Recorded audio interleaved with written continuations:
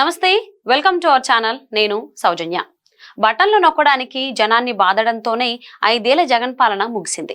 జగన్ హయాంలో కబ్జాలు, దోపిడీలే తప్ప అభివృద్ధి లేదు.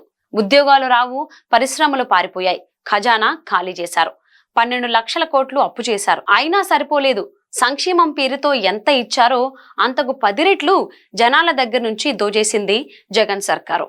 పేరుకి సంక్షేమ పాలన, ఇల్లు, వాహనాలు, వాస్తవంలో నడిచింది మాత్రం దోపిడీ రాజ్యం. రాబోయే ఎన్నికలు పేదలకు, పెత్తందారులకు మధ్య జరుగుతున్న యుద్ధం అంటున్నారు వైసీపీ అధినేత. కానీ అసలు నిజం ఏంటంటే, రాష్ట్రంలో తన పెత్తందారీ విధానాలు కొనసాగించడానికి ప్రజలందరూ పేదరికంలో మగ్గిపోయే పరిస్థితులు సృష్టించారు. పేదలకు 10 రూపాయలు ఇచ్చి 25 రూపాయల పబ్లిసిటీ చేసుకుంటున్నారు. అదే సమయంలో అదే ప్రజల నుంచి 100 రూపాయలు కొట్టేసి మాస్టర్ ప్లాన్ అమలు చేస్తున్నారు. జగన్ ప్రభుత్వం అధికారంలోకి రాగానే గత ప్రభుత్వ హయాంలో కుదిరిన విద్యుత్ కొనుగోలు ఒప్పందాలను రద్దు చేసింది. కొత్త పవర్ పర్చేజ్ అగ్రిమెంట్లతో రాష్ట్రంలో విద్యుత్ కొనుగోలు వ్యయం భారీగా పెరిగింది. ఆ భారమంతా జనం మీదనే మోపారు సీఎం జగన్. ముఖ్యమంత్రి కమిషన్ల కక్కుర్తికి ఏపీ ప్రజలు మూల్యం చెల్లించుకోవాల్సి వచ్చింది. స్లాబ్లు మార్చి టారిఫ్ రేట్లు పెంచడంతో సామాన్యులకు కరెంటు బిల్లులు భారంగా మారాయి. ప్రస్తుతం 30 యూనిట్ల లోపు యూనిట్కు ₹1.90 చెల్లించాల్సి ఉండగా అంతకు మించే ₹3 కట్టాల్సి వస్తోంది. సగటున ఒక కుటుంబం 150 యూనిట్ల విద్యుత్ వాడుతుంది అనుకుంటే యూనిట్కు ₹6 చొప్పున 900తో పాటు ట్రూ అప్ ఛార్జీలు, పన్నులు, సెస్లతో కలిపి ₹1,200 వరకు బిల్లు వస్తోంది. జగన్ పాలనలో భారీగా పెరిగిన విద్యుత్ ఛార్జీలు దిగువ మధ్యతరగతి పేద కుటుంబాలకు మోయలేని భారంగా మారాయి. విద్యుత్ ఛార్జీల రూపంలోనే జగన్ ప్రభుత్వం ఈ 5 ఏళ్ల కాలంలో ఒక్కో కుటుంబం మీద 15,000 నుంచి 40,000 వరకు అదనపు భారం మోపిందని ఆర్థిక నిపుణుల అంచనా.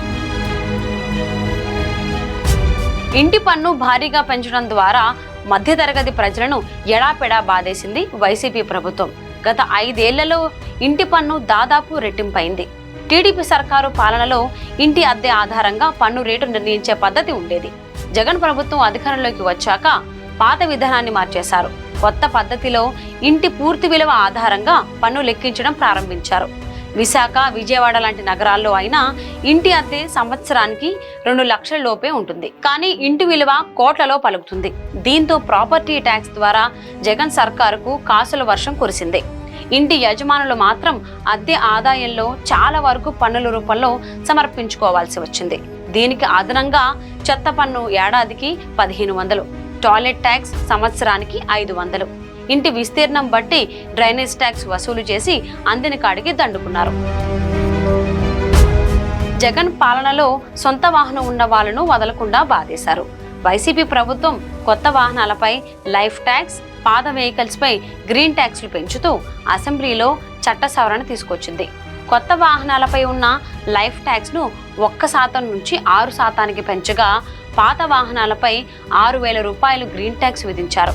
ఉదాహరణకు తెలంగాణలో ఒక బైక్ ధర ₹1,00,000 ఉంటే ఏపీలో అదే బైక్ రేటు ₹1,10,000 ఉంటుంది. పెట్రోల్, డీజిల్ పై జగన్ సర్కారు అదనపు వ్యాట్ వసూలు చేస్తోంది.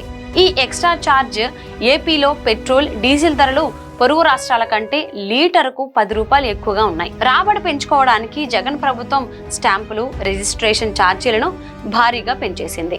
ఇల్లు, స్థలాల రేట్లను మార్కెట్ విలువ కంటే ఎక్కువగా నిర్ణయించడంతో రిజిస్ట్రేషన్ ఆదాయం గణనీయంగా పెరిగింది.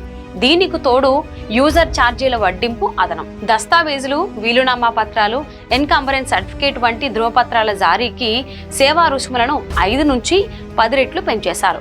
ఉదాహరణకు గిఫ్ట్ డీడ్పై గతంలో ₹100 ఛార్జ్ ఉంటే ఇప్పుడు ₹500 చెల్లించాల్సి ఉంది. ఇంతకు ముందు ఈసీ పొందడానికి ₹10 కడితే చాలు. జగన్ పాలనలో ఎన్కంబరెన్స్ సర్టిఫికేట్ కోసం ₹100 చెల్లించాల్సి వస్తోంది. ఏపీఎస్ ఆర్టీసీ ఉద్యోగులను ప్రభుత్వంలో విలీనం చేసుకున్న జగన్ సర్కారు సంస్థ అభివృద్ధి కోసం ఎలాంటి చర్యలు తీసుకోలేదు. కొత్త బస్సులు కొనలేదు, ఉన్న బస్సులు మెయింటెనెన్స్ బాగాలేదు. అయినా టికెట్ రేట్లు మాత్రం భారీగా పెంచేశారు. తెలుగుదేశం ప్రభుత్వం హయాంలో ఉన్న రేట్లతో పోల్చుకుంటే జగన్ పాలనలో ఆర్టీసీ ఛార్జీలు రూటు, సర్వీసును బట్టి 50% నుంచి రెట్టింపు పెరిగాయి. రేట్లు పెరిగాయి కదా, సర్వీసులు మెరుగవుతాయని ఆశించిన వాళ్లకు నిరాశ తప్పలేదు. లాభసాటిగా లేవని రాష్ట్రంలోని వేలాది గ్రామాలకు ఆర్టీసీ సర్వీసులను నిలిపివేశారు.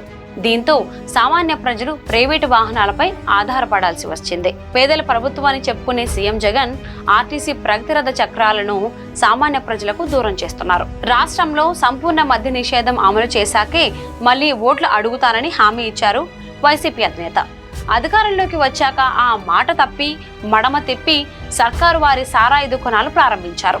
గతంలో చీప్ లిక్కర్ క్వార్టర్ బాటిల్ 50 రూపాయలు ఉంటే జగన్ ప్రభుత్వం నడిపిస్తున్న మద్యం దుకాణాల్లో అదే క్వార్టర్కు 200 రూపాయలు వసూలు చేస్తున్నారు. అది కూడా ఏపీలో తప్ప దేశంలో ఎక్కడా కనీ విని ఎరగని బ్రాండ్లే అమ్ముతారు. ప్రభుత్వ రాబడి కోసం పన్నులు పెంచి సొంత ఆదాయం కోసం నాసిరకం మద్యం మాత్రమే విక్రయించారు. ఈ నాసిరకం మద్యంతో మందుబాబుల జోబులతో పాటు ఆరోగ్యానికి తూట్లు పొడిచింది జగన్ సర్కారు. జగన్ సర్కారు పన్నుల బాధలతో అన్ని ధరలు చుక్కల్ని తాకుతున్నాయి. ఆస్తి పన్ను, రిజిస్ట్రేషన్ ఛార్జీల వడ్డనతో ఇంటి యజమానులు అద్దెలు భారీగా పెంచేశారు. ఈ దెబ్బతో పట్టణాల్లో పేదల బడ్జెట్ తలకిందులైంది. వాహనాలపై అదనపు పన్నులు, పెట్రోల్, డీజిల్ పై ఎక్స్ట్రా ట్యాక్స్లు విధించడంతో రవాణా ఖర్చులు పెరిగిపోయి కూరగాయలు, పాలు దగ్గర నుంచి పప్పులు, ధాన్యాల వరకు అన్ని నిత్యావసరాల ధరల మోత మోగిపోతోంది. సంక్షేమ పథకాల ద్వారా నేరుగా పేదల ఖాతాల్లో డబ్బులు వేసి వాళ్ళ జీవితాలు మార్చేశానని ఊకదంపుడు ఉపన్యాసాలు ఇవ్వడం ఏపీ సీఎం జగన్ అలవాటు.